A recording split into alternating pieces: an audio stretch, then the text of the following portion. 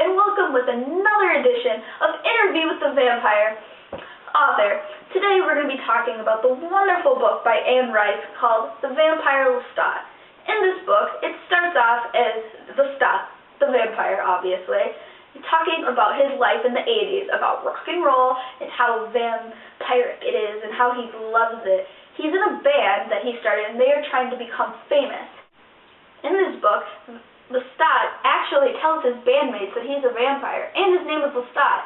They thought it was a made-up name because, well, of the book Interview with the Vampire, which is the first book in the Vampire Chronicles series. They're a little confused of how they know of his name until they show him the book and he reads it, and he is very enraged that his longtime companion in this book, Louis, has told lies about him. He's very angry at this. So he decides that they need to become famous so he can find Louis and talks to him. So then it talks about his life story, as in where he came from, what he has done, such as kill a pack of 8 wild wolves, which is kind of impossible. In this tale, Lestat and his friend Nicholas, who I'm kind of convinced were lovers of sort, because they do kiss and talk about how great their lips look. Anyways, they run off to Paris, and Nikki plays the violin while Lestat acts, and they get lots of money, they live with each other, and it's grand. But during some of his performances, Lestat's starting to notice something in the crowd, a person who for some reason knows about him killing the wolves, which doesn't make any sense. But eventually, he finds out that it is a vampire, and he lures Lestat in and changes him so that he can have his treasure and is able, well, to kill himself, so he no longer has to live. So Lestat is alone in the vampire world, trying to figure out what to do. And eventually, his mother comes, who is very sick and is about to die, and he decides to change her, which is stupid and, well, weird, because they become lovers, and he does talk about stuff that isn't normal. Sons to talk about their mothers in certain private areas that I do not wish to repeat.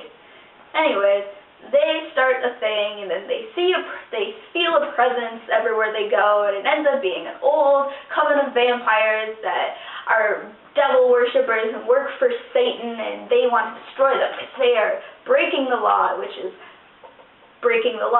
bad, no matter the vampire mortal world.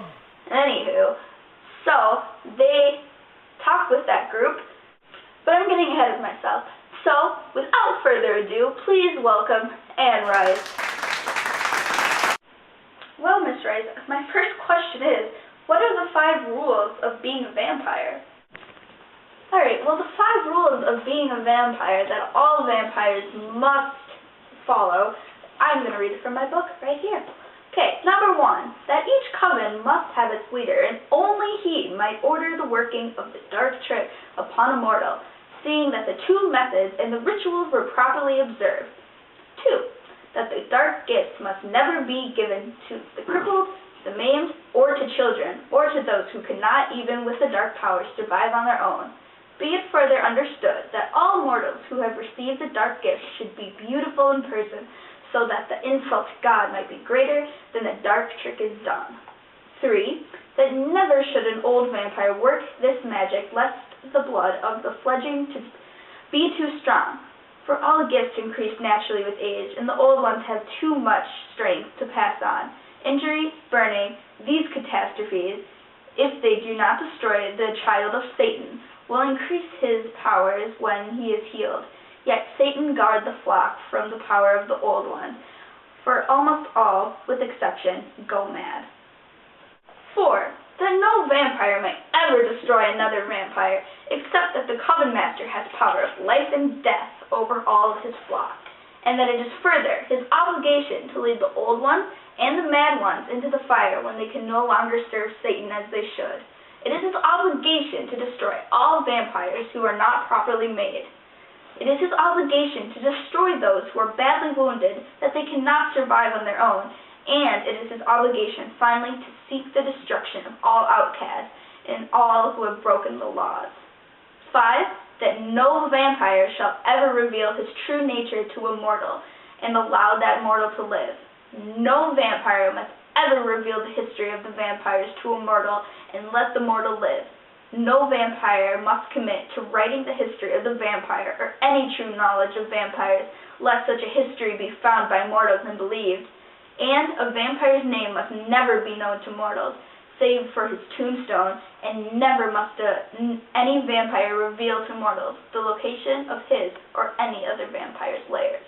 Is Lestat gay? Are all of these people gay? Like, throughout the book, you always make references to, him and Nikki and how his lips are so kissable and Armand falls in love with him and talking about loving a man, and even though they have sex with a woman, what?